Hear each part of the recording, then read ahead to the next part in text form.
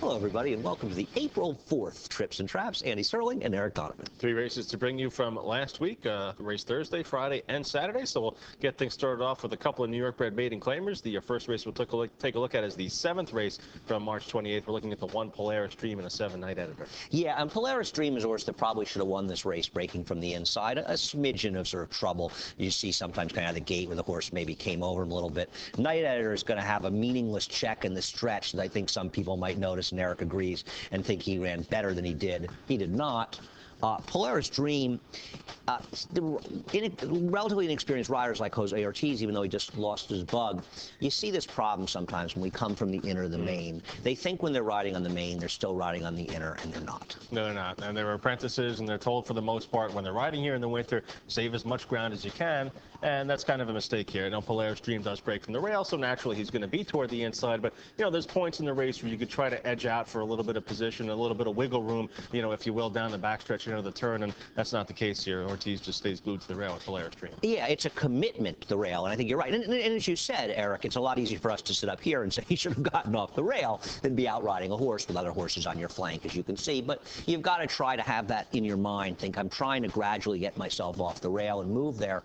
And while things go well here, you see them not go quite as well when they get towards into the stretch as he gets shut off in there. Now, Night Editor's outside of him getting an absolutely perfect trip. I bet Night Editor in this race and thought he just, I mean, he's basically steadies in this race because he can't keep up with the horses in the stretch. Yeah, that's exactly right. But people are going to look at that and say, oh, you know, he was in the thick of contention and he steadied out of it. To me, the major trouble here is Polaris Dream, who also was coming off a long layoff in here. Polaris Dream hadn't run since December of 2011 and had primarily run on the turf. Yeah, and as you can see him, you know, Jose has forced here. He's behind horses. He's waiting for room. He thinks he's still on the inner. He's not.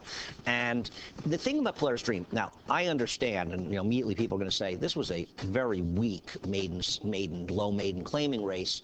Why would you care about Polaris Dream going forward, especially as the racing gets a little tougher around here? And that's a very, very valid question, and one I would ask myself. As you see, he's cleared out and he's got room. The others just have such a jump on him that he can't catch him at this point.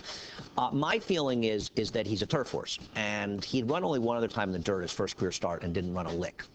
Then his first start in the turf, he ran fairly well for Barbera up at Saratoga, and from there his form deteriorated and he was laid up. Well, now he comes back and he runs again in the dirt, and he runs clearly a vastly improved race in the dirt. Not a race that I think any of us want to bet him again in a dirt race, because this is just a weak field, but I feel like he'll get into a cheaper maiden claiming race in the turf, his right surface, and if he can transfer that improvement, and clearly is improved, to the turf, and run, if he ever runs back to his first turf race in a maiden claiming turf race, he'll crush a field. Yeah, absolutely. And Bobby Barbera is doing well right now. The horse to stay away from out of there is Night Editor. Yeah. I mean, he's a horse that we showed on Trips and Traps, regrettably, I think, back in November, off a sloppy track race, and even more regrettably, I've picked him, I've bet him, and he just isn't very good. All right, another New York bred maiden claiming 16,000, 6 furlongs. This one, the 5th race from March 29th. We're going to look at the inside horse here, Commanding Officer, and later on the 8 Bernardo. Yeah, and now this is a horse, Commanding Officer, obviously I've picked a lot. He comes out, and as you pointed out to me, Eric, he seems to lightly touch the other horse, and I guess it was just bad luck, because as you could see, he completely lost the irons. We kind of cut out there, but the rider will lose the irons. Now you're going to see it even more demonstratively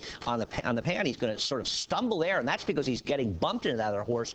But Jose Ortiz, once again, he loses the irons, and this horse completely will drop out of the race. Yeah, I mean, I think Commanding Officer just got really startled there. I mean, you saw his head drop a little bit, you know, after the bump there, and, you know, he might have just overreacted a little bit to the contact there early on in the race. That put him way behind the 8 ball there, and we're looking at the 8 horse right now, Bernardo, who's in the middle of the pack. Yeah, now Bernardo's got another apprentice rider, Manuel Franco, who, you know, he's obviously an inexperienced rider, and I'm not exactly sure, and as you point out to me, and you'll see it top of the stretch, how he ends up getting into the trouble he does in the stretch, considering he's kept out in the middle of the racetrack, is a little beyond us.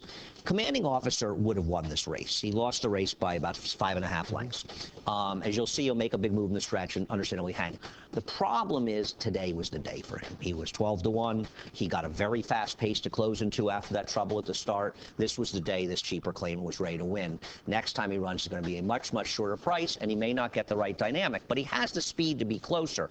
The other horse on the orange cap on the outside, Bernardo, who takes advantage of the collapsing pace, as we get in the stretch, we're going to show you, because Commanding Officer will catch up to him, but I don't know if the rider doesn't have enough to keep his horse in position or what he does, but right here, as commanding officer goes outside of him, somehow he ends up getting blocked behind these two horses. It's quite a feat. Yeah, it's unbelievable considering he was out, widest going around the turn at about the 5/16 pole, gets stuck in a triangle there, and drops back out of that group, and finishes up halfway decently for the level. Not saying this horse is going to win next time out, but a horse I think he can maybe upgrade a little bit. Yeah, I mean the race was collapsing, but the interesting thing is that he comes really running after that trouble in there. Now it's a bit of an illusion because of the race collapsing, but he did have some legitimate trouble in the stretch, and if he was keeping a straight path and he wasn't 5 wide the whole way, he's a horse that could have run a little better at a very big price.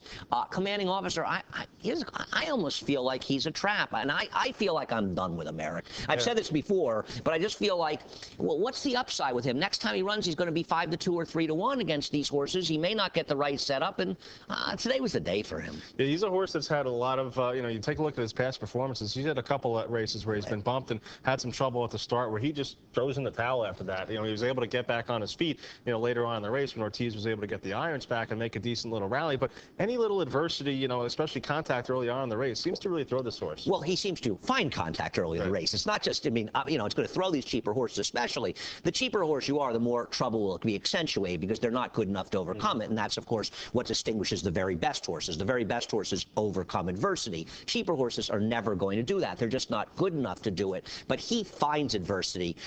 This is just one of those horses I think just going to haunt me. But he did have an excuse in this race. I just think you need to be careful the next time he run, especially considering price. Yeah, consider the price for sure. We'll take a look at one more race. This is a New York Fed allowance optional claimer going 1 1/8 on March 30th, race number 5. What caught our eye about the 9 genre, and we appreciate the person who sent us an email to talk about him as well, was that he was heavily bet. I mean, he ended up 6-1, and he probably should have been high. I think you had him closer to 12-1 in this race, and I agree with you. He was 2-1 when Jay and I sat down in the Prado with about 13 minutes to go. Now, genre was extremely unlucky because he blew the brake and he came out. Now, that's just nothing you can do about it. And I thought Eddie Castro did a good job in settling in the back of the pack and getting him in a good position. I just feel as though at a certain point he ended up moving wide and prematurely instead of waiting. And you can see the comparison between the ride he gets and the eventual winner, who got a perfect trip and a much more patient ride by Cornelio Velasquez. Yeah, indeed, I can agree with you more. Genre is going to start to make a move, middle backstretch toward the far turn there, and make a wide move around the turn and down the backstretch as well, which just seems like a panic move. He probably would have been better off sitting back a little bit and hoping race came apart a little bit, pick up some pieces through the stretch, and then maybe you get second here.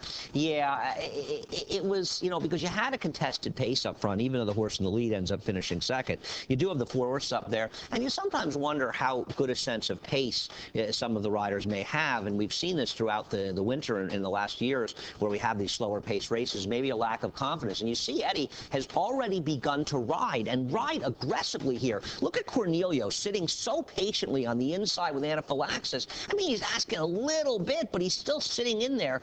But as opposed to genre, I mean, Eddie's in a drive. Yeah, no, he was just looking to hold his position down on the rail, Cornelio. He didn't want to get shuffled back there. But, yeah, on the outside, the horse that we're looking at, genre, is in a prolonged drive, 4 wide, 5 wide around the turn. Started down the backstretch as well. You're going to come to the top of the stretch here, in about the 4 or 5 path as well. And anaphylaxis is going to come right up on his inside there and split him and get the victory. Yeah, it just seems, listen, he's between a rock and a hard place to start. We're not trying to be too hard on Eddie, and it's not a lot you can do. But I think maybe part of the answer is once you have that bad break, you kind of say to yourself, all right, I'm going to have to get lucky for things to work out here. You're not going to get lucky making a move at the 9/16 pole 4 and 5 wide.